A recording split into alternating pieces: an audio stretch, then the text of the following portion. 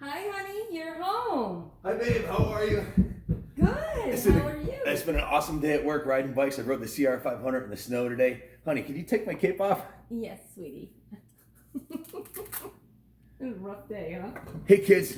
This video is for the little kids, not the big kids. Well, you might be young at heart and consider yourself a kid, but this is about a book to read to your kids, your grandkids.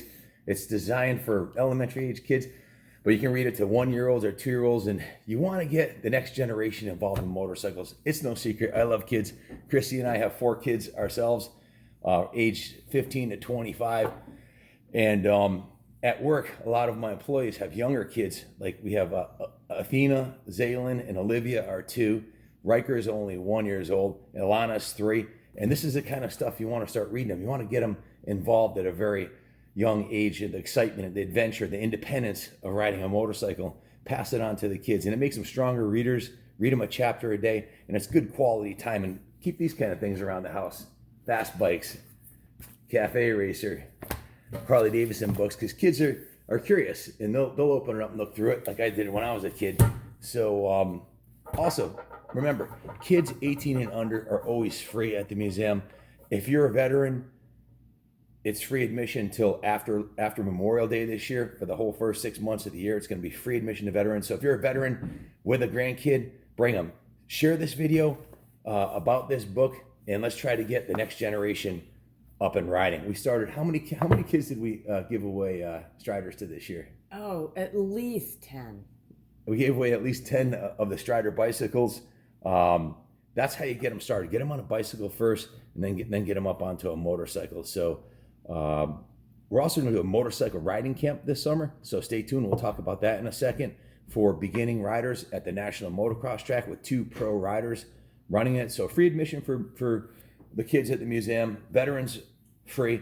Bring a kid to a race. One of my greatest memories as a child was going with my dad to a motorcycle hill climb. Bring a kid to a hill climb, to a road race, bring them to a supercross or a motocross race outdoors, or bring them to the museum. It'll have a lasting memory and a big impact on them. Share the greatest sport in the world with the kids. Back to the book. This book was written in 1965. That was the year I was born. And it's about a mouse who's actually 7 years old in human years, but he's really only 1 3/4 months old. And his name's Ralph, and that's him right there. And that's his motorcycle. So he's a motorcycle riding mouse. And this book was a big part of my childhood. It was read to me by some teachers, and we had to do a book report on it.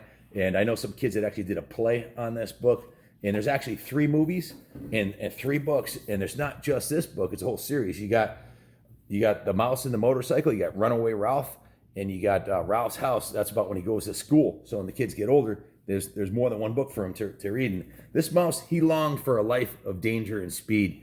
And you'll read about his adventure. And at one point, he saved his friend's Keith's life, which I'm sure if you're my age, you wish you could have saved some of your friends' lives who didn't make it. But he was able to save his life, and I thought that would kind of touch me. And this whole thing kind of touches my heart, and I want to pass it on to the next generation.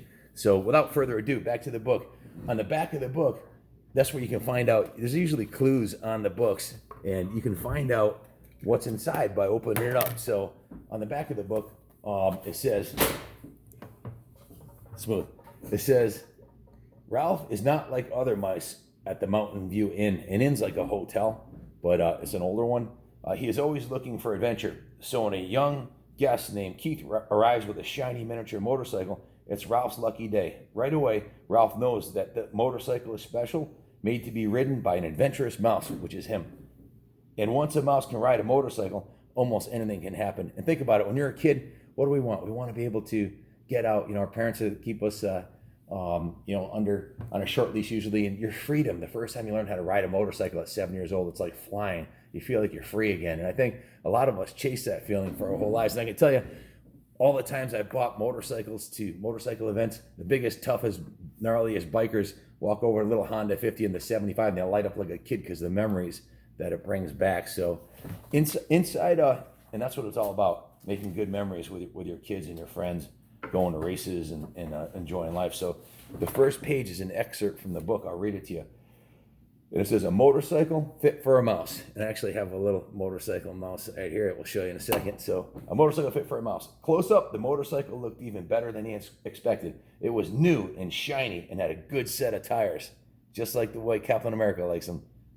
Ralph walked all the way around it, examining the pair of chromium mufflers and the engine and the hand clutch. It even had a little license plate so he would be legal to ride it and not have a court date pending like for last time I rode one without a license plate. Boy, said Ralph to himself, his whiskers quivering with excitement. Boy, oh boy, feeling that this was an important moment in his life, he took hold of the hand grips and they felt good and solid beneath his paws. Yes, this motorcycle was a good machine, all right. So there's a clue of what we're getting into here. And there's some cool pictures in here of the mouse. See, he actually found an apple core in there. And he actually saves his friend's key slice in here later, which is awesome. So on the back page, it says, Ralph is not like other mice. I already read that, didn't I? Right before I dropped it. I did hit my head a couple times riding motorcycles. So guys, this book came, and the movie came out. The movie came out in 86, but the book came out in 65, the year I was born, a long, long time ago, back in the Stone Age. And here's a little excerpt from it. Give you an idea of what it says. My name is Ralph. Okay, Ralph. How would you like to ride my motorcycle? Wow! You mean it? Like your mom said. She said I couldn't play with my toys anymore tonight, but she didn't say anything about you. Come on. All right. How do you ride it? You've got to make a noise. Whenever I play, did I make a noise?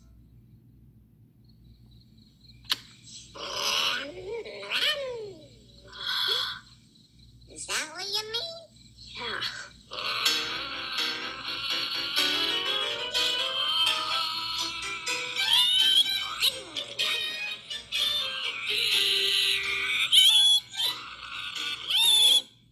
Boy, you're lucky. That looks like so much fun. Yeah, I'm getting the hang of this thing. Watch this.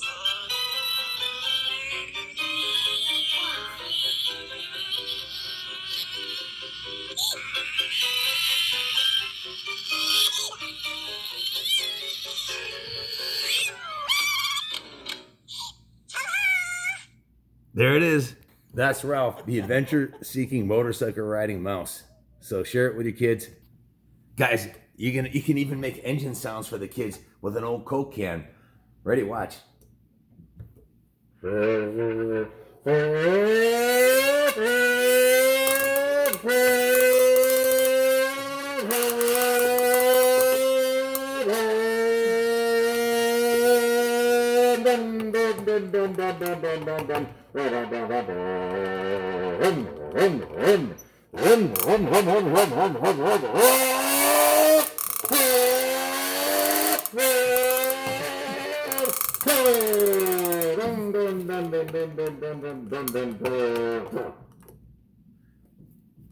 Ralph likes to go fast. Now that I have your attention, we'll start with chapter 1. The new guests. Keith, the boy in the rumpled shorts and shirt, did not know he was being watched as he entered room 215 of the Mountain View Inn. Neither did his mother and father, who both looked hot and tired. They had come from Ohio and for 5 days had driven across plains and deserts and over mountains in the old hotel in the California foothills, 25 miles from Highway 40. This is the old guy who brings him in the room right there. That's the old dude. The fourth person entering room 215 may not have known he was being watched, but he did care. But he did not care. He was Matt, 60 if he was a day, who at the moment was the bellboy.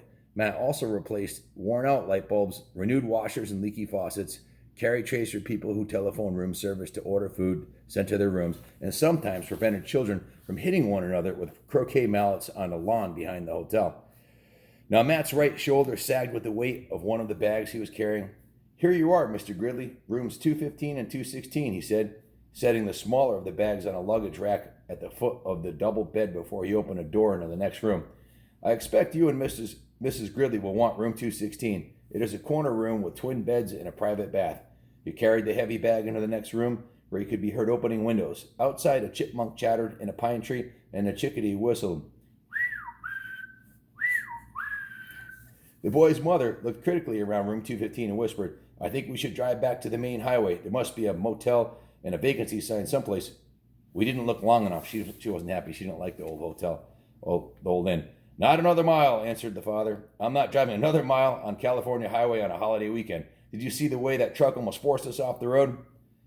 "Dad, did you see those two fellows on motorcycles?" began the boy, and stopped, realizing he should not interrupt an argument. "But this place is so old," protested the boy's mother, "and we have only 3 weeks for our whole trip. We had planned to spend the 4th of July weekend in San Francisco, and we wanted to show Keith as much of the United States as we could."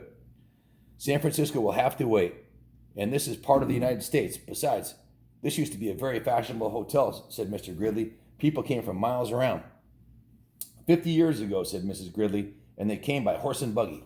The bellboy returned to room 215. The dining room opened at 6:30. "The dining room opens at 6:30, sir. There is a ping pong in the game room, TV in the lobby, and croquet on the back lawn. I'm sure you'll be very comfortable." Matt, who had seen guests come and go for many years, knew there were two kinds: those who thought the hotel was a dreadful old barn of a place, and those who thought it charming and quaint, so quiet and restful. "Of course we'll be comfortable," said Mr. Gridley, dropping some coins into Matt's hand for carrying the bags. "But this big old hotel is positively spooky." Mrs. Gridley made one last protest. "It's probably full of mice." There you have it. Matt opened the window wide. "Mice? Oh, no, ma'am. The management wouldn't stand for mice." "I wouldn't mind a few mice," the boy said as he looked around the room at the high ceiling, the knotty pine walls, the carpet so threadbare that most of its roses had almost entirely faded, the one chair with the anti-macassar on its back, and wash basin and towel racks in the corner of the room. "I like it here," he announced. "A whole room to myself. Usually I just get a cot in the corner of a motel room." His mother smiled, relenting. Then she turned to Matt. "I'm sorry. It's just that it was so hot crossing Nevada, and we are not used to mountain driving. Back on the highway, the traffic was bumper to bumper. I'm sure we shall be very comfortable." After Matt had gone, closing the door behind him, Mr. Gridley said, "I need a rest before dinner. 400 miles of driving in that mountain traffic, it was too much. And if we're going to stay for a weekend, I had better unpack," said Mrs. Gridley. "At least I'll have a chance to do some drip drying." Alone in room 215 and unaware that he was being watched, the boy began to explore. He got down on his hands and knees and looked under the bed. He leaned out the window as far as he could and greedily inhaled deep breaths of pine-scented air.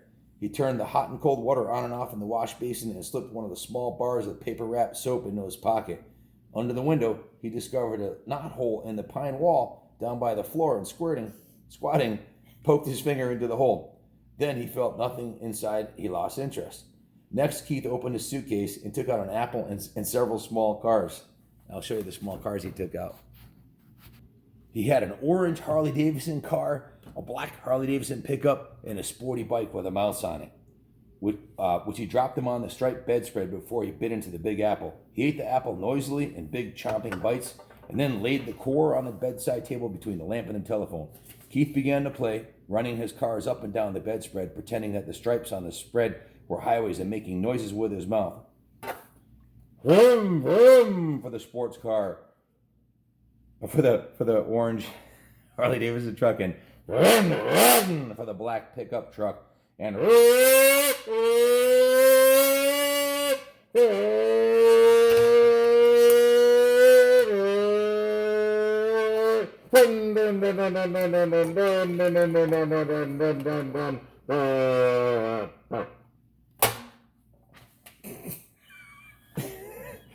Once Keith stopped suddenly and looked quickly around the room as if he expected to see something or someone, but when he saw nothing unusual, he returned to his cars.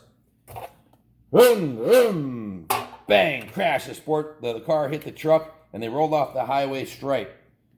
The motorcycle came roaring to the scene of the crash.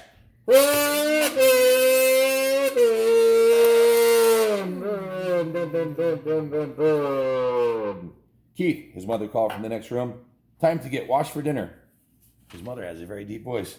"Okay." Keith poked his cars in a straight line, parked his cars in a straight line, and there's two trucks on the bedside table beside the telephone, where they look like a row of real cars, only much, much smaller.